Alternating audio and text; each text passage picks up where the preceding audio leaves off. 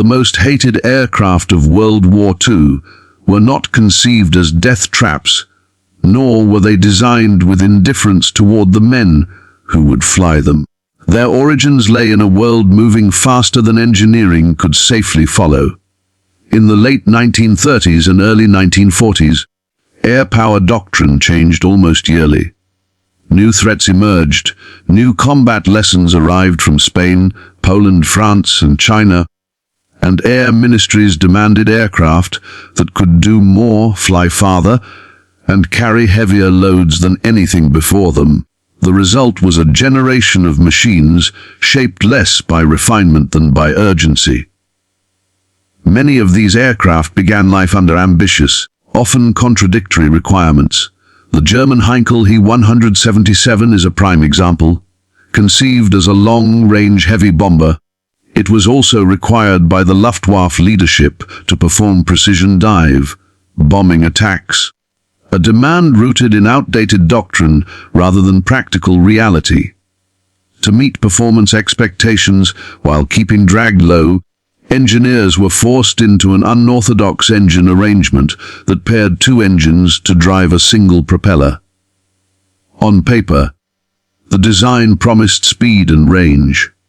In practice, it created a mechanical nightmare that haunted the aircraft from its earliest development stages. Across the Atlantic, American designers faced different pressures but similar consequences. The U.S.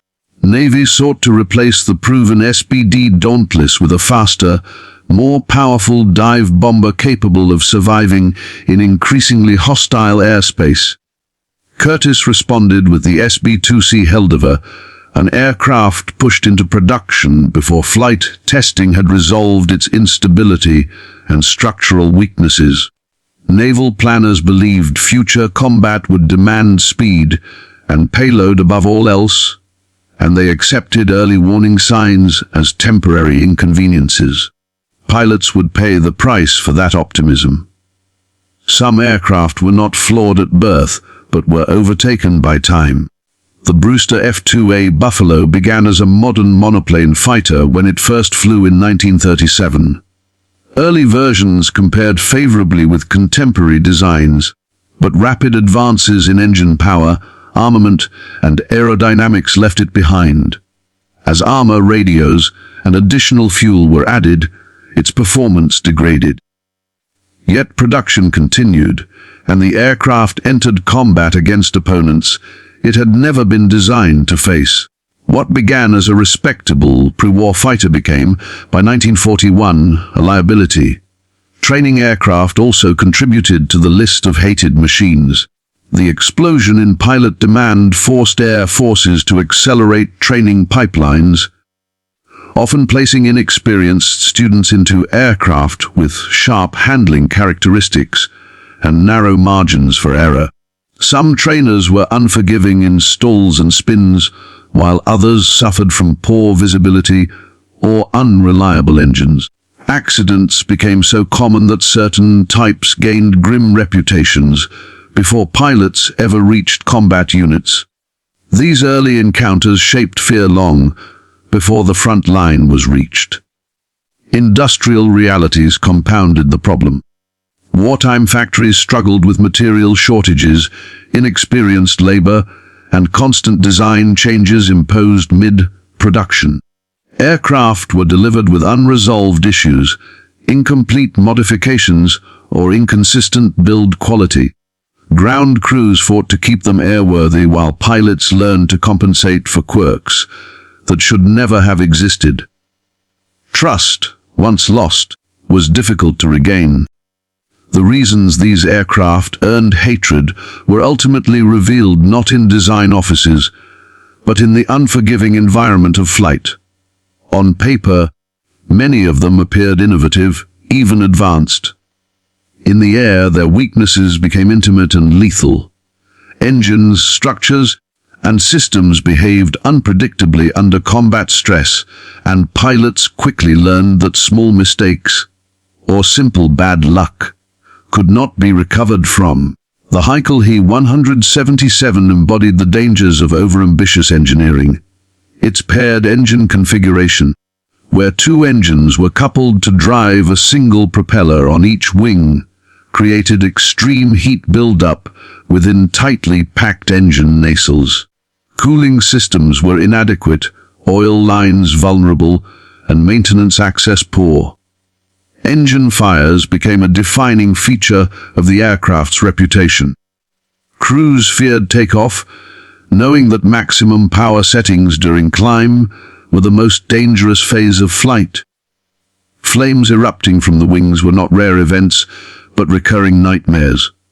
Even when fires did not occur, vibration and mechanical failures were constant companions, eroding confidence in the aircraft long before it reached enemy territory. Handling characteristics further worsened pilot distrust. The He-177 was heavy, slow to respond, and unforgiving at low altitudes. Emergency procedures often failed to compensate for cascading system failures. When something went wrong, it rarely went wrong alone.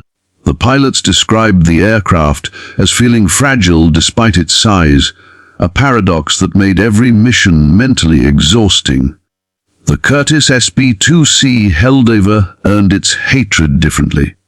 It was not prone to spectacular fires, but it punished pilots through constant difficulty. Early models were aerodynamically unstable, particularly in low-speed flight, an unforgivable flaw for a carrier-based aircraft.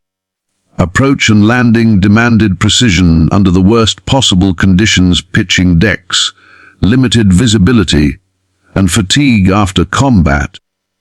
The Helldivers' heavy control forces increased pilot workload, while its long nose obstructed forward view, making carrier landings perilous even for veterans.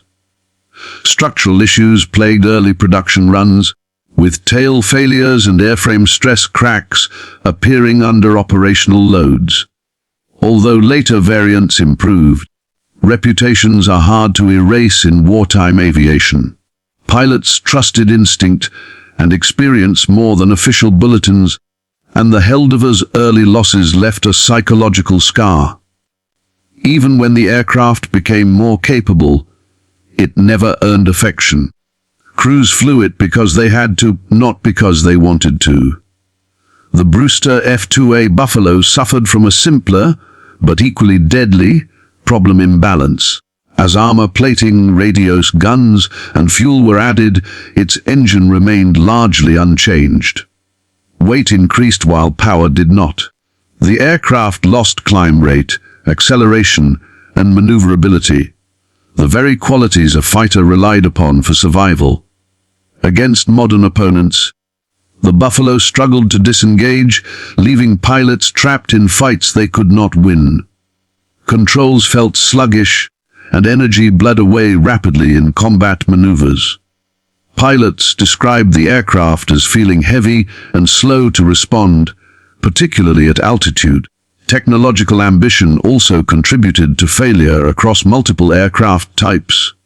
Turbochargers, hydraulic systems, and advanced electrical equipment were often pushed beyond reliable limits.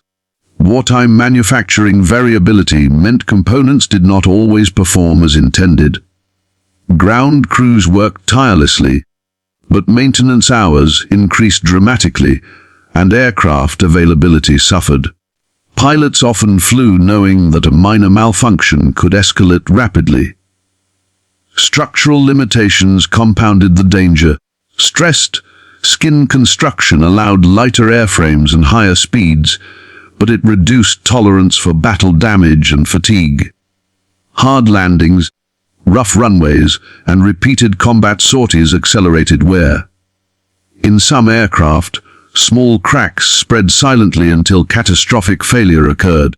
These were not theoretical risks, they were written into accident reports and casualty lists. Despite their flaws and the fear they inspired, these aircraft were pressed into combat, and their operational histories are marked by a mixture of perseverance, desperation, and loss. Pilots flew them not because they were trusted, but because there was no alternative. The Heinkel He-177, the Curtiss SB-2C Heldiver, and the Brewster F-2A Buffalo all entered service with ambitious expectations, yet their performance in the field often fell short of those promises, leaving a legacy defined as much by endurance as by tragedy. The He-177 was envisioned as Germany's long-range heavy bomber, capable of striking targets deep in enemy territory while performing precision dive, bombing attacks, a requirement that no contemporary aircraft could realistically meet. In operational units, its mechanical unreliability severely limited its effectiveness. Engine fires were so frequent that Luftwaffe crews approached missions with a sense of inevitability, knowing that many aircraft never returned from routine flights. Pilots adapted tactics to minimize risks, flying at reduced power settings when possible, limiting takeoff weights, and avoiding steep climbs that could overheat engines. Despite these measures, losses were high, and its strategic impact remained marginal. The aircraft's operational deployment was limited, and by late 1944, it had largely become a symbol of wasted ambition, impressive on paper but deadly in reality. The Curtiss SB-2C Heldiver had a different path. Carrier-based operations in the Pacific demanded an aircraft that could deliver bombs with precision and survive the punishing conditions of naval warfare. Early Heldivers struggled with poor handling and limited visibility, contributing to an unusually high rate of landing accidents. Pilots had to develop new techniques for approaches and carrier landings, often learning through trial and error under combat conditions.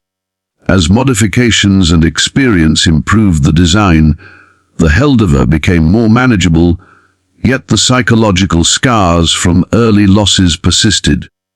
Crews learned to respect the aircraft's capabilities while remaining wary of its limitations, knowing that a small miscalculation could result in structural failure or a fatal crash. The Brewster Buffalo's story is perhaps the starkest example of a promising aircraft rendered lethal by circumstance. Initially competitive as a pre-war monoplane fighter, it was deployed to theaters where it faced superior adversaries, particularly in the Pacific against Japanese A6M0 fighters. Its lack of power, marginal climb rate, and poor maneuverability transformed it from a capable fighter into a death trap in aerial combat. Pilots flew knowing that engagements with the enemy would almost certainly be one-sided. The Buffalo was slowly phased out or relegated to secondary theaters, but not before exacting a severe toll on the men assigned to it. Its reputation for unreliability and poor combat performance spread quickly, cementing its place as one of the most hated aircraft of the war.